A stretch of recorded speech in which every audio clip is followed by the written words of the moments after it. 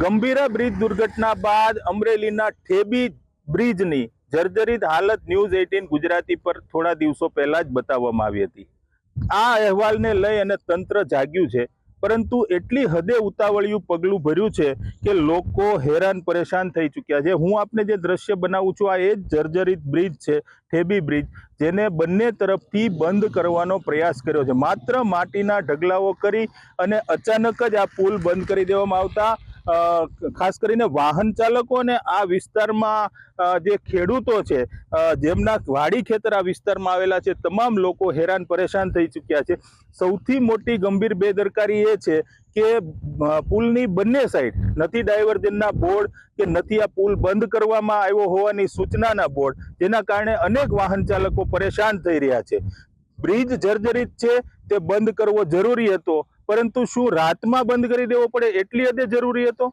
શક્ય છે કે આ બ્રિજમાં એવી કોઈ વ્યવસ્થા ઊભી કરવામાં આવે કે નાના વાહનો ચાલી શકે અથવા તો ખેડૂતોના ટ્રેક્ટરો ચાલી શકે, પરંતુ તંત્રએ કોઈ જ દરકાર લીધી નથી અને ઉતાવળિયો નિર્ણય કરી અને લોકોને હેરાન પરેશાન કરી મૂક્યા છે। હવે સવારે હું આવ્યો હતી, આ મારે કેમ હાલવું એ તકલીફ હતી। સવારે ટ્રેક્ટર લઈને વાડીએ માલ નાખવા જવો તો આમ ફરી ફતેપર થઈ અને માલ લઈને આવ્યા। ડ્રાઈવરને તો કાઢવું જ જોઈએ ને, ડ્રાઈવરને કાઢ્યા વગર બંધ કેમ કરાય? આ કાંઈ નીતિ છે એની? આવ પૈસા જ ખાઈ જવા બધીથી એમને બંધ કરી દેવું, હાવ રોડ બંધ કરી દે, ક્યાંક ડ્રાઈવર તો કાઢવું જોઈએ ને, એમને રોડ બંધ થોડો થાય? કોઈ બોર્ડ માર્યા છે ક્યાંય? બોર્ડ ક્યાંય બોર્ડ મારે નથી, ક્યાંય લેવા દેવા નથી, તાત્કાલિક જ બંધ કરી દીધો અચાનક જ રાતે 12 વાગે કે 1 વાગે બંધ થયો છે આજ। અને એ અધકચરો છે, અડધા વાહન તો હાલે જ પાછા ટુ વ્હીલ સવારે તો આમાં ટુ વ્હીલ માંડ નીકળ્યા હતા, ઓલી કોઈ નીકળે એમ છે, આની કોઈ તો નીકળે એમ જ નહોતા।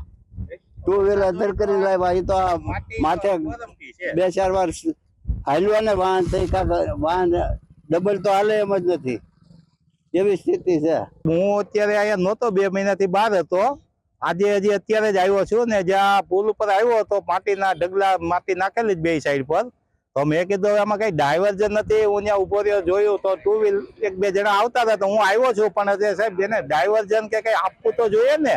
હવે આ કામ કેટલા દિવસ ચાલશે, કેટલા દિવસ હજી પુલ થાય નવો, જે કઈ રિપેરિંગ કરે નવો બનાવે, મને કઈ આઈડિયા નથી, તો ડાયવર્ઝન આપવો પડે। અમારો ખેતરવાડી રસ્તો છે, કાંઈ દિવસમાં 3-4 વખત આવવું જવું પડે, તો કેવી રીતે આવવું? ટ્રેક્ટર વાહનો બધા કેમ લઈને આવવું? તમારે કેટલું હવે અત્યારે કેટલું ફરવું પડે તમારે? હવે અત્યારે તો અત્યારે હું આના ઉપરથી આવી ગયો, પણ કામ ચાલુ થાય તો અમારે પછી જે જયસિંહપુરામાં થઈને આવવું પડે, ફતેપુર થઈને આવવું પડે, આ સાઈડ થી આવી તો નહીં, કાંઈ નહીં। હું આવીને સામે છેડે પેલા આવ્યો પુલના, તો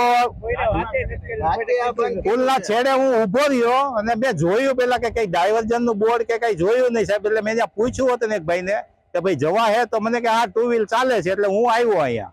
તો આ છેડા ઉપર આવ્યો તો 4 વ્હીલ વાળા આ સાઈડ થી જે આવે છે, ધારી રોડ બાયપાસ અહીંથી 2 કિલોમીટર દૂર છે, જ્યાંથી અહીંયા આવે ને અહીંથી પાછા વળે, ત્યાં પણ બોર્ડ નથી મારેલા। અમે આવ્યા હતા દામનગર જવા, પણ અહીંયા અત્યારે એને જોયું તો ડાયવર્ઝન કરી નાખ્યું ને પુલ બંધ કરી દીધો। હજી કાલ સાંજે અમે નીકળ્યા ત્યારે, હજી પરમ દિવસે તો પુલ ચાલુ હતો, અમે અહીંથી તો નીકળ્યા હતા જુનાગઢ જવા, ત્યાં અમારું કામ ચાલુ છે, નથી ડાયવર્ઝન નો ક્યાંય બોર્ડ કે નથી કોઈને કઈ જાણ।